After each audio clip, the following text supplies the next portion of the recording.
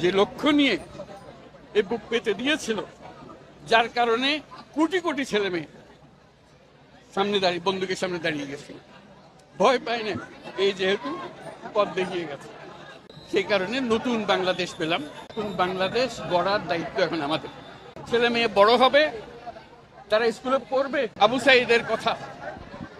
প্রত্যেক ঘরে আবু সাঈদ, জাতি ধর্ম নির্বিশেষে সবারই সন্তান। এখানে হিন্দু পরিবার হোক, মুসলমান পরিবার হোক, বৌদ্ধ পরিবার হোক, সবার ঘরের সন্তান এই আবু সাঈদ।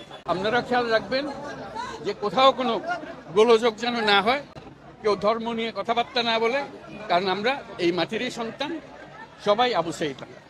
এদের সন্তানদের রক্ষা করা জাতি ধর্ম নির্বিশেষে, এটা আমাদের এখন কর্তব্য। আমরা যেন এটা নিশ্চিত করে সামনে গিয়ে দাঁড়াই। আবু সাঈদ যেরকম দাঁড়িয়েছে, আমাদেরকে ওরকম দাঁড়াতে হবে।